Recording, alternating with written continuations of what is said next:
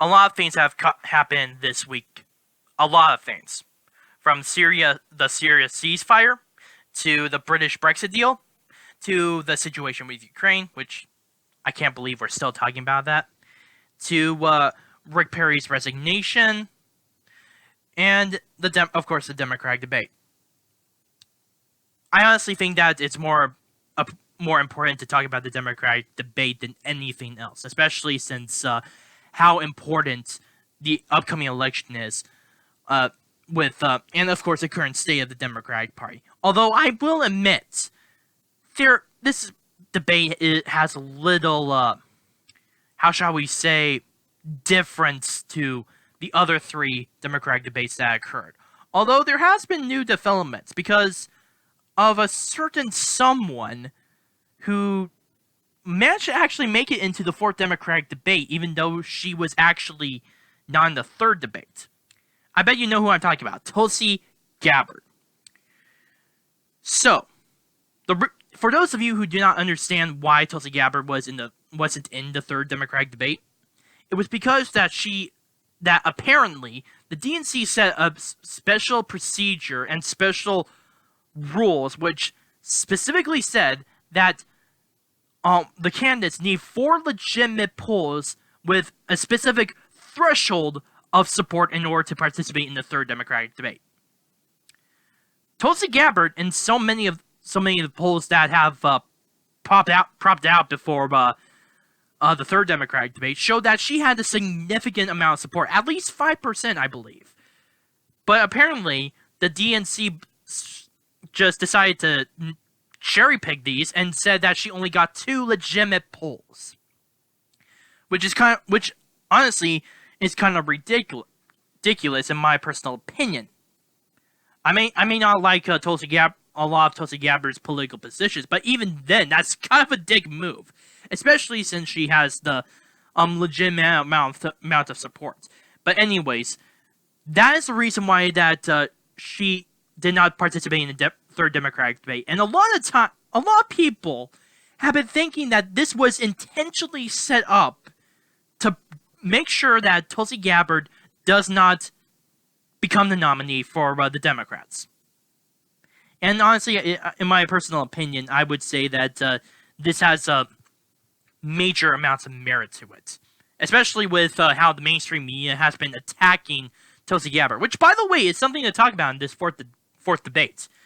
She managed to get a little bit of talking points, but when she was talking, she specifically attacked the media for many of their accusations they made against her, such as her being a supposed puppet of Russia. And of course, the media didn't like that. A few times they were trying to interrupt her, and even intentionally went on break as a result, as she was trying to not only attack the other candidates, but attack the mainstream media. And it was honestly glorious, because this amount of bias within the mainstream media is very prevalent, and considering how much they're putting their support behind people like Elizabeth Warren and Joe Biden, it says so much. Honestly, I'm just glad that Tulsi Gabbard is in debate. Like I said before, I do not like Tulsi Gabbard's political positions. However, I believe that she has the legitimacy of being part of this debate. She has followed the rules, she has met with them, and she should have been in the third debate as well. But of course, the DNC decided to mesh it up together and just tried to kick her out of the nomination process, just probably because that she is not part of the establishment. She has a lot of different political opinions that they especially do not like, especially when it comes to Syria, which she actually mentioned, and I believe that she was the only one up there. All of the Democratic candidates, of all of them, she was the only one that supported President Donald Trump's decision to withdraw from Syria. Now, granted, she did say that she would have probably done it differently, and she did decide to attack Donald Trump for that specific reason. But nonetheless, considering that, it only shows that how much committed she is to this whole idea of not getting into foreign wars, which has been a major issue for the last 2 decades, ever since 9/11. A lot of people have been, especially discontented with the situation with what has been occurring in the Middle East, especially when we got into Iraq. I was about to say Iran for a moment, and Syria, and to an extent even into Afghanistan. So when Tulsi Gabbard decided to go on and say that she supports withdrawing troops and is against getting into these regime change interventions, then that definitely explains a large amount of support that she currently has. Of course, the Democrats do not like it because they definitely love the idea of getting a little too involved in the Middle East. I said before in my previous video about Syria that I understand why it's necessary in order to be a part of foreign affairs, but there is a certain extension to using U.S. intervention when it comes to dealing with countries there.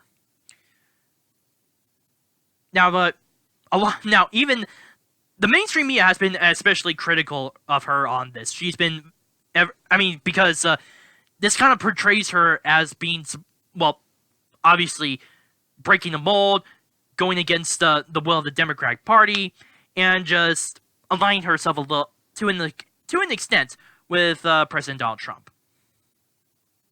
Because, as we already know, there has been a whole load of mainstream media outlets, a whole load of articles when President Donald Trump announced the withdrawal of Syria, that they were totally against it, that we were supposedly abandoning our Kurdish allies, which I've said so many times before is completely ridiculous, especially with finances and airstrikes and naval capacity. There's so much to take into account, but I'm not getting into that. I'm focusing on the Democratic debate. And because of those issues, those major issues about being anti-war and attacking the mainstream media, as well as being a thorn in the side of the Democratic National Committee, as well as I would even say to a certain extent to even the progressives and the far left.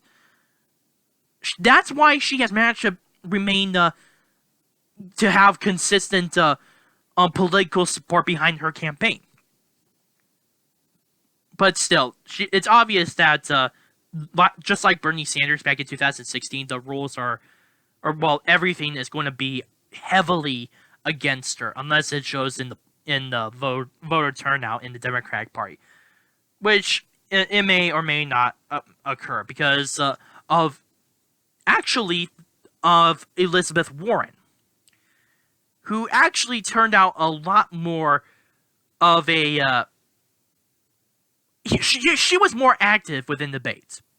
She was constantly had the camera focused mainly on her. In fact, there was some data that came out that showed the amount of time allocated to a person speaking, and Elizabeth Warren topped everyone. I believe it was either Joe Biden that was second and Bernie Sanders third. That amount of coverage, not only does it show the bias of the mainstream media, but it also shows the changing preference of the Democratic Party, because we already know that Joe Biden is losing a lot of popularity, not just with the situation with Ukraine, but with his possible health problems and that sort of thing. He's been in the news because of that negative coverage, and people within the Democratic Party are having second thoughts about having him as their nominee, and probably are going to choose Elizabeth Warren instead. Which honestly would explain why both Elizabeth Warren and Joe Biden are currently, to an extent, tied for the running of the nomination. Of course, at the same time, when she was talking, she constantly interrupted everyone. This does not really give a good impression on her. Or, well, let me take that back. It's a double-edged sword. Because, in the positive note, this makes her look more combative. It does, because she is more engaging with other people, attacking, trying to attack the Achilles heel of every single candidate, as well as the moderators. However, her interruptions with the moderators just makes her rude, and just makes her a little bit brash, when it comes to trying to become the nominee for President of the United States. Which is honestly not really good. I think she's trying to intimidate what Donald Trump was doing, but it's not really looking that well for her, because, well, she didn't really have that exact image of her before. And besides, Donald Trump does it a lot better. He is more of the kind of guy that is more reactive to personally dealing with other opponents. After all, he has that personality ever since. Even if you saw some previous episodes of The Apprentice, you would see that Donald Trump talks back to a lot of people. But even a few times when there were two people that were about to be eliminated, when they tried to convince them, he talks back at them, trying to challenge them constantly before he decides to immediately say, "Okay, you're fired." I believe that Elizabeth Warren was trying to have that same tactic that Donald Trump is doing, but I don't think it's really working. I believe that it's just making her come out as brash, and it doesn't help with her being heavily inconsistent with so many things. I'm not just talking about her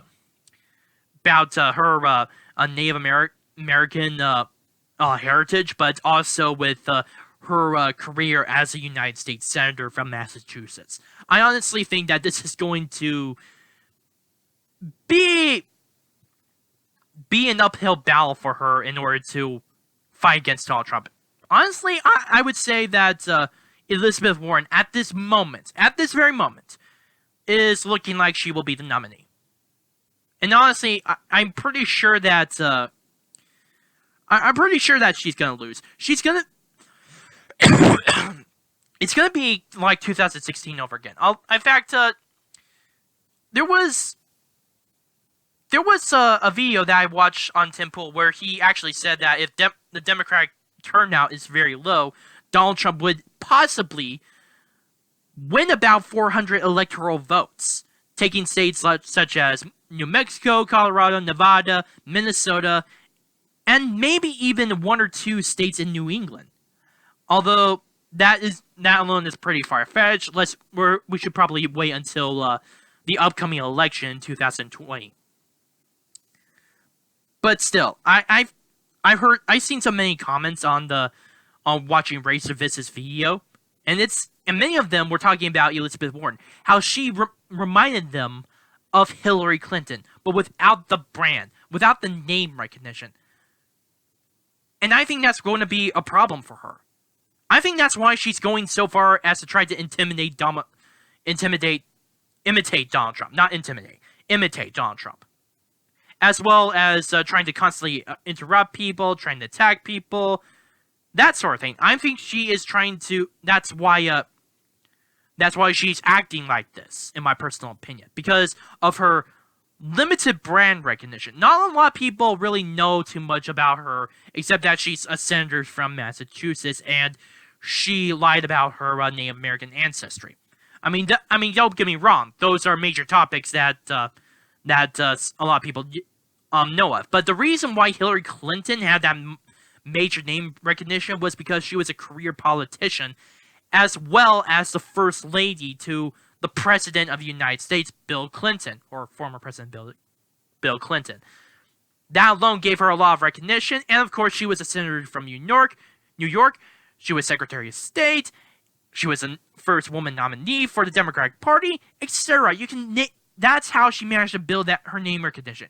All Elizabeth Warren has is senator from Massachusetts, and honestly, I believe that's going to be her downfall, because she doesn't really have the class. She doesn't really have the personality. She doesn't really have the recognition or the love of the American people. I don't think she really has a pulse on the American public opinion, my personal opinion. And I believe that alone, if she does become the nominee, that will just destroy her campaign. Because a lot of people see her as Hillary Clinton 2.0, and people do not like that. They want someone new. That's why a lot of people would prefer Tulsi Gabbard over Elizabeth Warren. But honestly, I believe that Elizabeth Warren will likely be the nominee. If not Joe Biden.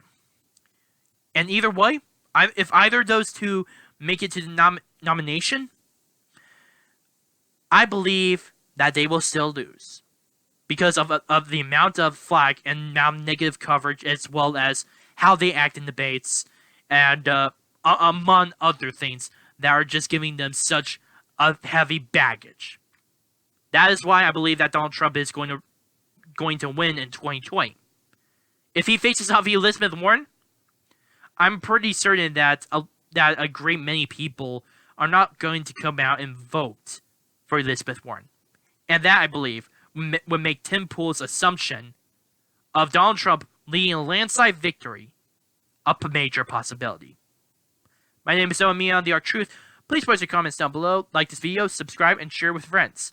Also, if you have any issues about how I make my videos, especially with how I frame them, how I talk, and that sort of thing, or even if you have any opinions on what new videos I may want to make, please post them down below in the comment section down below, or directly message me. Either way, thank you.